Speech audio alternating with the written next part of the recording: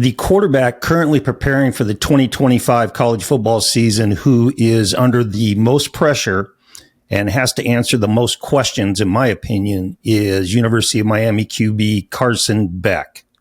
This is QB Unfiltered, my take. Questions, concerns, and big shoes to fill. I don't ever slow up, no I don't take shit. I got no love for the fakeness. If you wanna play tough and wanna hate this, I'll always show up and make a statement. Okay, before we dive into today's show, please hit that like button and subscribe to the channel. I greatly appreciate the support. Thank you very much. Okay, Carson Beck, 6'4", 220-ish pound senior. He is a transfer portal guy. He spent his entire career at the University of Georgia. And I'm going to preface this video with this. Carson Beck is an extremely talented quarterback. As far as physical skills go, he's in the elite category. But after what has transpired this last year, I think that there are some legitimate concerns and questions that we need to talk about, and that's what today's video is going to focus on. And as I stated in the intro, Beck, I believe, has the most pressure on him and has the most question marks attached to his name of any quarterback in college football in 2025 for the following reasons. Briefly, number one, the elbow injury. Number two, the obvious dip in production in 2024 versus 2023. Number three, concerns about distractions that have nothing to do with football. And then number four, the ghost of Cam Ward. Okay, so with those four, then you can add into the mix that this is brand new territory for Beck. As I said, he spent his entire career in Athens, Georgia, playing for the Bulldogs, which means now this season he has to adjust to a new city, a new campus, a new football team, a new philosophy, a new coaching staff, a new offensive playbook, new teammates, a new league, a new NIL contract, and new pressures, whether they are real or perceived. So the elbow injury is going to kick off this discussion. Okay, UCL. That's the injury that Carson Beck suffered this past season. UCL stands for ulnar collateral ligament. The UCL is on the inside of the arm, pinky side, right? It is the ligament that stabilizes the elbow and the structures in upper arm, lower arm, elbow when you're throwing an object. This is not a great injury to have if you're a guy that makes a living throwing something, i.e. a baseball pitcher or a quarterback. Beck had a complete tear of that UCL. Okay, now he sustained this injury on December 7th. 2 weeks later, he had it surgically repaired. And all reports are saying that he should come back 100%. And as you can see in some of these clips, which have to be really a positive thing for Hurricane fans, this is about 3 weeks ago. This is Carson Beck throwing the football. And in looking at these clips, it really looks like he's throwing effortlessly. And while he's not cutting loose and putting a lot of gas on these throws, he's not babying these throws either. So that's positive news for Hurricane fans. What I'm concerned about with the injury is what is going to go on in his head mentally. You know, there have been a number of athletes over the years, whether it's baseball or football, that have had significant injuries to shoulders and elbows where they had reconstructive surgery and they were deemed to be 100%. They just couldn't get over that mental hurdle of that injury. So that remains to be seen with Beck. Now, we also have to talk about the fact that this injury kept Beck out of spring practice, and that is big. Spring ball is absolutely crucial to any transfer football player, and particularly at the quarterback position. You know, it's one thing to sit in the meeting rooms and take notes and build your playbook and watch film and get on the whiteboard and listen to your quarterback coach and offensive coordinator install the offense. It's quite another thing to do that, but then go on the field and execute the system physically. Now, Beck was able to go through some drill work in spring ball where he's working on his footwork, right? And that's important, but he didn't throw the ball a lick, which means this. He missed the opportunity in winter workouts and spring football to start building that resume that every quarterback has in his head on the individual receivers that he's throwing to. What kind of speed do they have? How do they run certain routes? What routes do they like? Where do they like the ball being thrown? All right. Now he can stand there on the sideline or he can stand behind the offense and watch those receivers doing their thing. And that's one thing, and that's good. But it's quite another thing to actually be throwing the football. I mean, think about this. This should make sense to you. As a QB, when you're throwing the ball, it really makes a huge difference in knowing what the speed level is on each one of the receivers you're throwing to. Because if you're throwing like an outside vertical, you don't throw the ball the same way to every receiver that's running that route. Certain guys are faster than others. There are things that play into it where it's not a cookie cutter scenario. And Carson Beck missed out on that. So yeah, he's going to start building that mental resume on his receivers and tight ends in fall camp. But he missed that opportunity in spring ball. We'll see how that plays out. Okay, and here we go. This is Cam Ward comparison number 1. While Beck stood on the sideline and tried to mentally learn the system and his offensive teammates, Cam Ward stepped right into the practice field last year for spring football and was slinging the rock in day 1. You know, these comparisons with Ward and Beck really aren't fair. I'm going to get into more of this as we talk today about, you know, whether or not this is going to be a positive or a negative for Carson Beck with the comparisons, because they are going to be hitting him in the face every single day.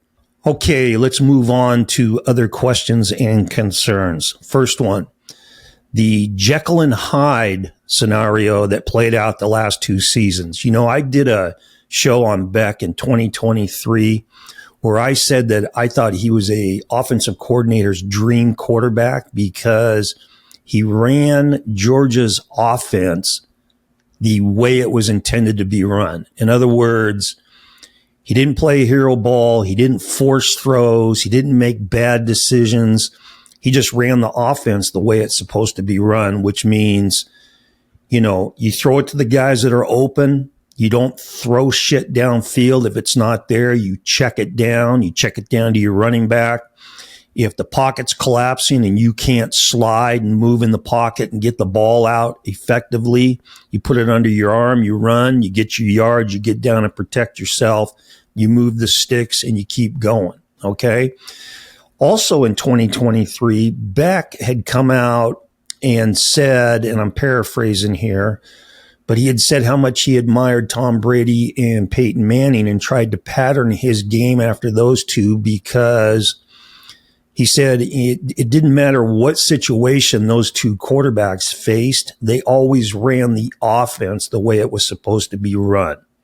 They always kept their poise and they always did their job and moved the ball and moved the sticks. Now, you couldn't say that about Beck in 2024 because his game changed. He stopped making consistently great decisions. He would force throws down the field. He would be unsure of throws. It almost looked like he lost his confidence to a certain extent this last year. But there was a noticeable dip in his play and his production. Now, there were games where he went out and statistically put up some really big numbers. But for an entire season, okay, that entire season in 2024, he wasn't nearly as effective and good as he was the year before. Offensive coordinator Shannon Dawson needs to figure out exactly why that happened. That's a really important piece coming up in the 2025 season for Miami. Now, there have been a lot of pundits and gurus that have talked about the fact that Georgia's offensive line didn't play very well last year, and so Beck was consistently harassed in games. There's been a lot of talk that the Bulldog receivers were not consistent. They dropped a whole bunch of footballs. Both of those scenarios are true. That has been used as a reason for the dip in production. Now let's put the Miami Hurricane offensive personnel into the mix for 2025. Carson Beck is not stepping into the huddle with Restrepo, Arroyo, and Martinez. There's going to be some growing pains with the skill position guys for the Miami Hurricanes this season. So the question is, can Beck lead this group of Hurricane skill guys? Can he operate at a high level, knowing that Miami's receivers and tight ends and running backs as a group are a work in progress? Can Carson Beck raise the level of play of the other guys on offense? That's a big question. Okay, next, handling adversity. You know, this is one of the things that really jumped out at me this year watching Beck play. I'm really in tune with this with quarterbacks. I'm always watching what they do after the play is blown dead, what they do before the ball is snapped, what they're doing on the sideline after a series, how they respond after the offense scores a touchdown, and how they respond after the offense is forced to punt or if they turn it over. And in watching Carson Beck this year, he didn't handle adversity very well. So, you know, he threw a number of picks this year and he threw a number of silly picks this year. And I think it got to a point where mentally it was in his head. And I'm watching him when he's throwing interceptions or he's sailing the ball over guys' heads. And I'm looking at his body language and his facial expressions and just the aura around him. And it's head down, shoulders slumped, walking off the field like a little kid that just got scolded. That is not what your starting quarterback needs to project when adversity hits. This is Cam Ward comparison number 2. That's one of Cam's great strengths, was always maintaining that even keel. And if you listen to the show I just did on him with the Tennessee Titans and the rookie minicamp they had, I talked about his ability to maintain that even keel throughout a game, whether it was the success that he and the offense was having or the adversity that they were facing. You couldn't tell the difference in his reaction and demeanor. And that goes a long, long way in affecting his offensive teammates. And that's why this is so important for Beck, because when things go sideways on the field, the offensive players are looking at the quarterback to see how he responds. That's just human nature. That's football nature. Okay, so that's a big responsibility for Beck to improve that body language and send that subliminal message to his teammates that, you know, that we got knocked on our ass, but we're going to pick ourselves up, dust our ass off, and we're going to get after it on the next play or the next series. Now, there may be some of you out there that are going, well, coach, you know, that's just the way it is with human nature. You know, with the quarterback, his teammates aren't playing very well and he's going to be disappointed. Or, coach, you know, he's just a competitor. He's just showing frustration in himself because he wants to be so good. No, that's not the way it works from the quarterback position. All right. And I think that that's something that Beck needs to change, and hopefully he'll do that in 2025. Okay, moving on. Handling expectations. If you think back before the 2024 season, Carson Beck was talked about as being the dude, the elite quarterback in college football, the top dog, the best quarterback in college football, right? You go on to some of these Georgia Bulldog football insiders podcasts. A lot of these guys talk about the fact that it's been whispered and talked about in Athens, Georgia, that Carson Beck maybe didn't handle those expectations put upon him very well going into the 2024 season, and that had a huge effect on his play. And it doesn't matter whether it's Beck, Cam Ward, any quarterback at any level. When you put undue self-pressure on yourself with expectations, okay, to meet other people's expectations of you, that's when you start to press as a QB. And when you press as a quarterback, bad things happen and offenses sputter. And this is a legitimate concern and question, because if that in fact was the case with Beck and not being able to effectively handle the pressure of being the guy coming into 2024, just think about the situation he's walking into in Coral Gables. The ghost of Cam Ward, which we'll talk about in a little bit. Okay, next is priorities. Now, this one is maybe a little bit controversial, but these are my opinions on this. So here we go.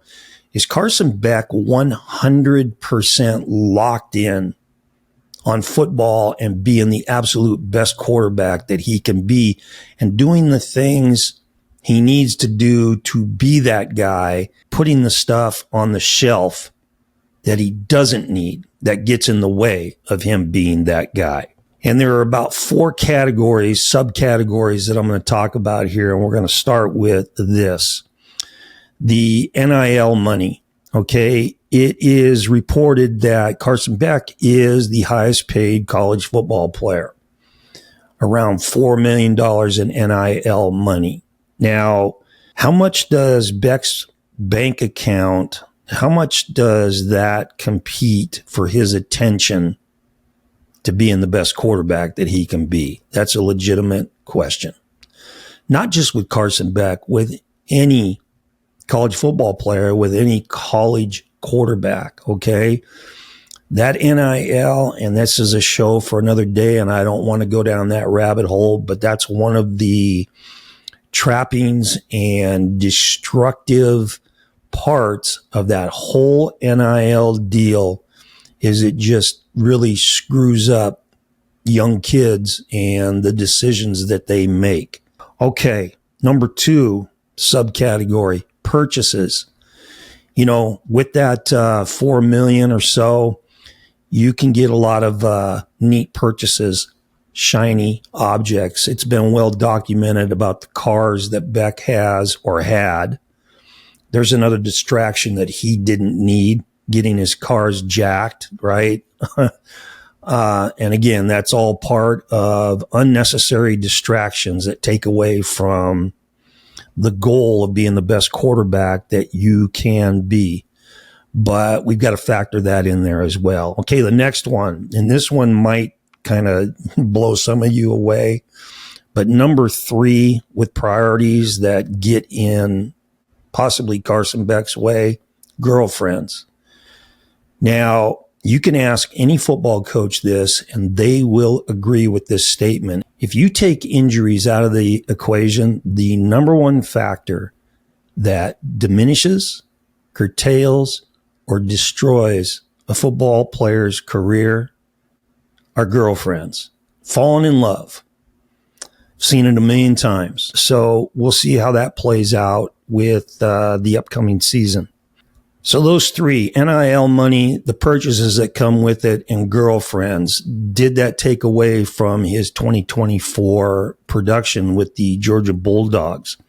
Those are legitimate questions. And then we'll throw this one in. The 4th one is maneuvering for the NFL draft. Remember, Cam Ward was going to go into the NFL draft in 2024 out of Washington State University, and then he changed his mind, pulled his name out of the draft, and jumped in the portal and went to Miami, and then the rest is history, right? And he went to Miami to increase his draft stock. Carson Beck is doing exactly the same thing. He was going to go into the NFL draft this last year. And then after the 2024 season, he decided to come back, jump in the portal, and try to increase his draft stock. Now, the difference between these two quarterbacks is this. When Cam Ward went to Miami and went through this past season, he just went out there and played. And there were times, in my opinion, I talked about this on shows, there were times where I felt like he didn't run the offense the way it was intended to be run, and he was trying to force shit downfield. That happened on more than one occasion, okay? But it didn't hurt Cam Ward that much. There's been a lot of talk coming out of Athens, Georgia this last year that Beck trying to change the minds of NFL executives or impress scouts by doing certain things, changed the way that he approached the offense for Georgia. And that's where you come into the curious decisions that were made, forcing the ball downfield, throwing it where it shouldn't have been thrown, being really indecisive on just checking the ball down and throwing it to the open guy and trying to force it downfield. Those are all things that cause offenses to sputter to a halt. So as a quarterback, you cannot let the media or NFL scouts dictate how you play the position. Just go out and do your thing. Play within the system and let your natural physical and mental skills, okay, be your resume and be your ticket to the NFL. If you do the things you're supposed to do on film for the University of Miami this year in 2025, Carson Beck, then your draft stock is going to rise. But it isn't if you go out there and try to force stuff and play outside of your means. And Shannon Dawson needs to really be aware of that and really step on that if that starts to go sideways on him. Okay, now this all leads us to what I think might be the biggest question and concern for Carson Beck in 2025. Can he handle stepping into the shoes of Cam Ward? Because those are some big ass shoes to fill. Okay. All Cam Ward did this past season was finish number 2 in the country in passing, go to New York City as a finalist for the Heisman Trophy, go to the Tennessee Titans with the number 1 pick in the draft. And he's an icon and a legend after just 1 year of playing in Coral Gables. You can bet that Beck, from the time he stepped foot in the city of Miami, has heard and read everything about Cam Ward and the comparisons between him and Ward. How is he going to handle that? That has got to be a legitimate concern for Shannon Dawson. How is he going to handle that? Because it's going to hit him in the face every day. It's inevitable. It's going to happen. Yes, he took the place of Stetson Bennett at Georgia. And yes, there was pressure in doing that. But I think that this is different. This is different. The quarterback position at the University of Miami is under a big microscope to begin with. And Cam Ward is such a generational talent and really brought Miami's program back into prominence. It's going to be out there in the wind. This is going to be something that Beck has to deal with. Can he do it? Can he put all of that on the shelf and not let it affect him. Okay. Again, now I go back to trying to impress NFL personnel and scouts, and you change your game. Well, the same thing holds true with changing your game to be the next Cam Ward. All right. He needs to be Carson Beck, because at the end of the day, with all of this stuff that I've talked about today, Beck can play. He can play. And there's a lot of excitement around Miami football in 2025, and there should be, new defensive coordinator, new defensive scheme, which is going to be huge. But Carson Beck is a gigantic part of the equation for them this year. The Canes need the Beck of 2023 in 2025. Okay, this is QB Unfiltered, and remember, always throw the ball short to guys who can score. See ya. I don't ever slow up, no I don't take shit. I got no love for the fakeness. If you wanna play tough and wanna hate this, I'll always show up.